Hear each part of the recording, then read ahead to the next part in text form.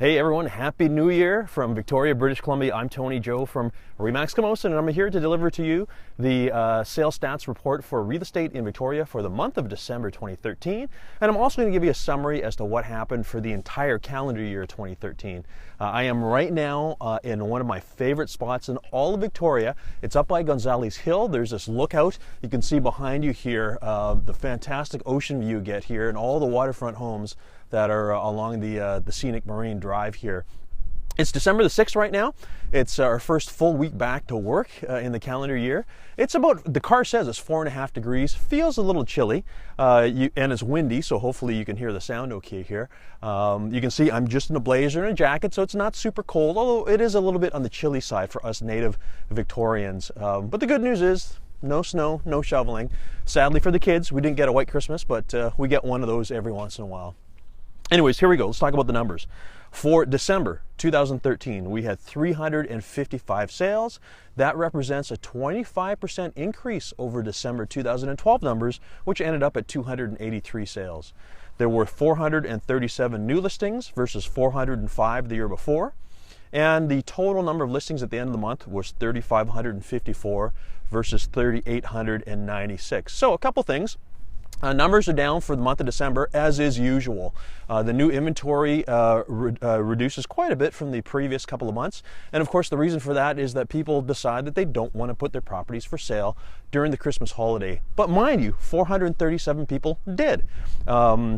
The other thing to consider as well, and I've been saying this for years, is December is a very interesting month because the number of sales is very close to the number of new listings. So again, 355 sales for 437 listings. When you compare that to the spring months, for instance, where we'll often have 12 or 1,300 new listings versus 500 sales. So almost 3 to 1, 2.5 to 1 versus almost 1 to 1 during the December month. It's an interesting thing to consider if you're thinking of selling at some point in time. December just means there's less choice for buyers to look at because the inventory number is down.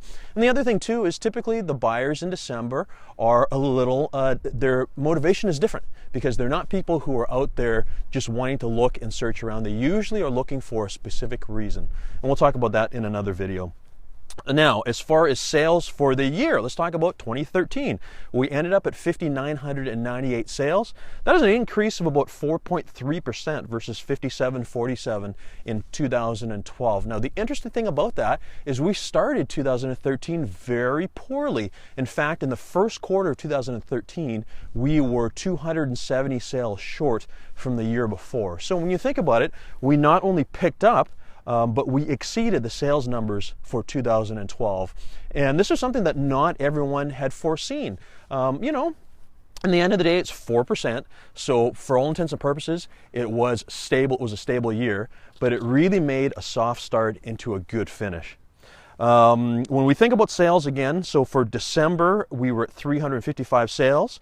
This is the highest number of December sales since 2009. Wasn't that long ago that sales, for instance, even 2008, there were only 239 sales. So anyone who's thinking that 355 is low, it's not. It's actually quite a bit stronger than it has been in many years past. December once again. Now let's talk about numbers. Let's talk about dollars and cents. So for single family homes, we ended up the year, the average sale price for single family homes in the entire region was $598,637.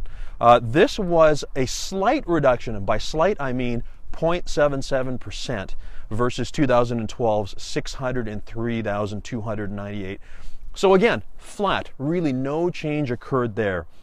When we look back in time a little bit, our peak period, so 2010 is when we recorded the highest average sale prices for single family homes, and it was at $630,000. So compared to 2010, we're about 5% down right now. And the reason why that's significant to report is because over the years, there's always been people, including people who watch my videos and make comments about the fact that, oh my goodness, you don't know what you're talking about because we think the market's going to go down 20%, 30%. Had one person say 50%. And these are not even, there's no reason for us to respond to these because they are unfounded opinions. And again, 5% from the all-time peak to now demonstrates the fact that Victoria is very resilient. And of course, our market fundamentals here are very strong. It's not like we are a one industry town. Unlike places, unfortunately, like Washington State, where Boeing is thinking about moving their wing production on their Boeing airplanes, and that will mean the loss of thousands of jobs. You don't get that here in Victoria. Victoria is multifaceted, and that's another reason why year after year after year, our values remain very stable, and of course, our sales remain strong relative to many other places in the country. Now, let's talk about luxury homes. So in 2013, there were 186 homes that sold over $1 million. 186. That is an amazing number. The breakdown actually was there were 176 homes, there were 9 condos that sold over $1 million, and there was 1 duplex that sold over $1 million for a total of 186. Other things that you should know is that there were 30 homes that sold over $2 million, there were 11 homes that sold over $3 million, and there were 3 homes that sold over $4 million, including the highest sale price of 2013, which was a waterfront property in Land's End that sold at $6.6 million.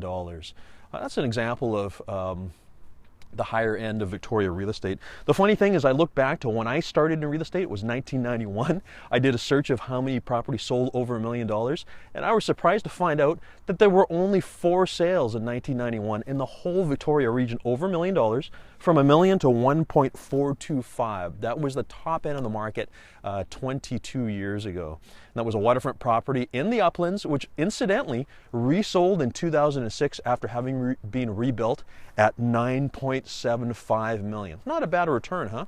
1.425 in 1991 to 9.75 million in 2006. Let's talk about the other side of the market, the low end.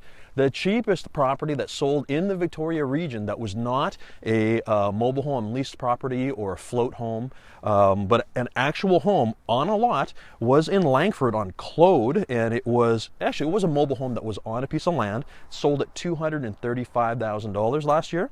There was also a property on Pembroke in Central Park, which sold at $245,000, and a house in the Mayfair area on Highview that sold at $265,000. Now, you don't get a lot of house for that.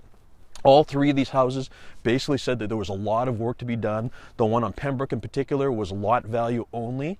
So it is still difficult to find a house that doesn't require major modifications for anything less than $380,000, $400,000. Anyways, what's going to happen in 2014?